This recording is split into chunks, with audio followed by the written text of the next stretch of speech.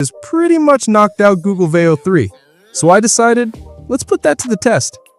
First up, check this out. Play the Joker clip for 5 seconds. You want to know how I got these scars? From eating too many Lays. Crazy, right? That scene looks insanely realistic. Now let's jump to this fight scene. Play fight scene 5 seconds. Look at the detail, the angles, the flow. Super smooth.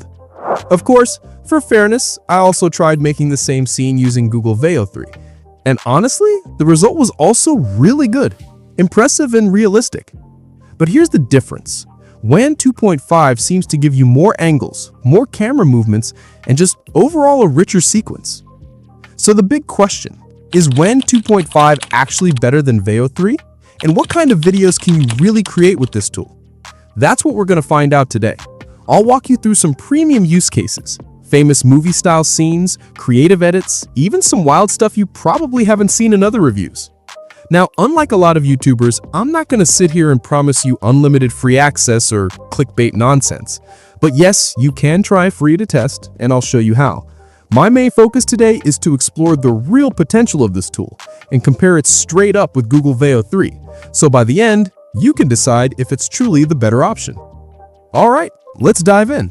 So there are a lot of ways you can use this tool. The first method is super simple. Just go to WAN.video, sign up, and you'll instantly get some free credits. In fact, you get 10 credits every single day, which is perfect for testing.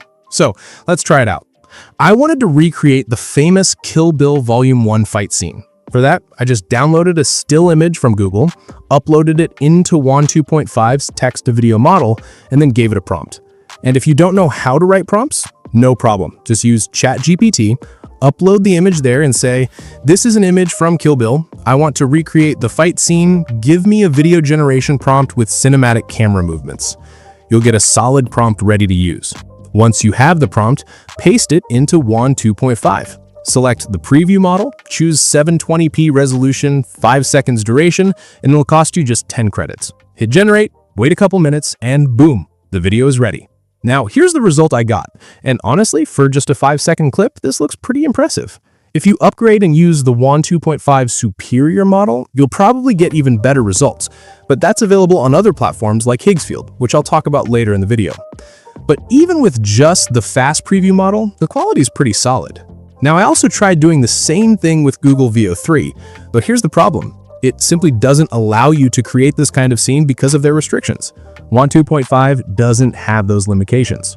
For example, I tested it again with another famous romantic scene, this time on Higgsfield, where you can access the superior model of WAN 2.5. Yes, it costs more credits, but the quality is next level.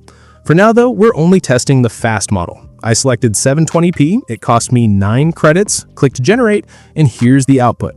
Super realistic, smooth, and it even has proper sound. So bottom line, with Veo 3, you just can't generate these types of scenes because of restrictions. With WAN 2.5, you can. That's a big difference. And here's another one, this time the famous Rocky scene. I wanted to recreate the moment where Rocky knocks out his opponent, then looks at the camera and says, WAN 2.5 just knocked out Veo 3, while the crowd is cheering. So I tried it, and here's what I got. WAN 2.5 just knocked out Veo 3. WAN 2.5 just knocked out Veo 3. Now, the result looks a little bit messy in places, but honestly, it still managed to capture the sound effects, the crowd atmosphere, and the overall vibe of the scene really well. Of course, if you use the superior model of WAN 2.5, you'll definitely get a cleaner and sharper result.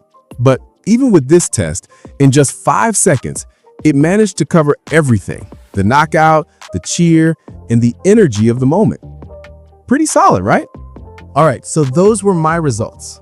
Now let's also take a look at some community results, so you can see what other people are creating with WAN 2.5. This way, you'll get a better idea of the full potential of the tool. For this, just head over to the Higgsfield website. Here, you'll find multiple video and image generation models, including paid ones, and honestly, it's a very reliable and fast platform. By the way, I'm not sponsored. I just use it because it works well. If you scroll down, you'll find the WAN 2.5 community section. Click on View All WAN 2.5 Community, and it'll take you to a page where you can explore tons of different user-generated results, completely free. For example, here's one where a guy is running away, terrified of what looks like Pennywise, the Joker, and look at how realistic this scene is. The lighting, the camera movement, everything feels like a proper movie shot. Now, I wanted to test the same prompt in Google Veo 3 to compare. So here's how I did it. First, I downloaded the community video. Then I went to a site called frame.utils.com. I uploaded the video, played it, paused at a clear frame, and extracted it as a PNG.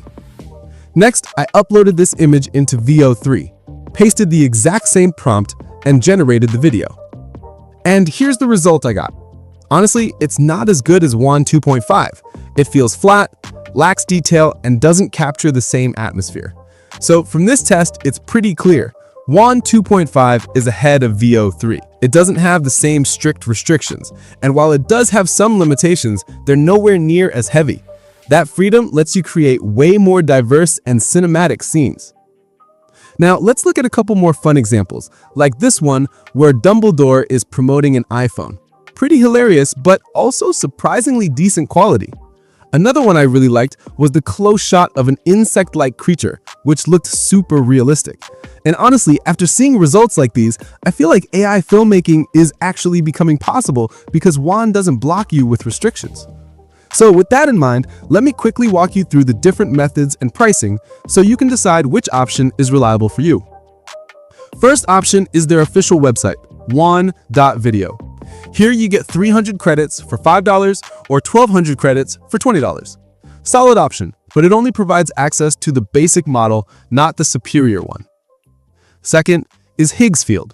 This is where you'll get the superior model and much faster generation. Their minimum plan gives you 150 credits for $9 per month, plus access to other tools. For creators, they even have a pro plan at $249 for 6,000 credits. Yeah, it's expensive, but so is Veo 3, and WAN at least gives you fewer restrictions. Third option is Kie.ai, Kie.ai/WAN 2.5. This works almost like Replicate, which I already explained in my Seed Dream video. I'll leave it on the end screen. Here, it charges $0.10 for 20 credits to generate a 1080p video, which is actually really cheap compared to others. And the UI is super clean. You get both text-to-image and image-to-video in one place. For comparison, a similar platform like Wavespeed.ai charges $1.50 for a 10-second 1080p video. Replicate also charges about $0.10 per output. So honestly, Kie.ai and Replicate feel like some of the most affordable options to test WAN 2.5. I haven't personally tested it yet, but for quick experiments, it looks promising. Meanwhile, for creators and AI filmmakers, I'd say Higgsfield is the strongest option, and the official WAN site is also decent for casual users. So that's my overall walkthrough and honest review of WAN 2.5 versus Veo 3. I hope you learned something new from this breakdown. If yes, don't forget to hit that subscribe button, drop a like, and I'll see you in the next video soon.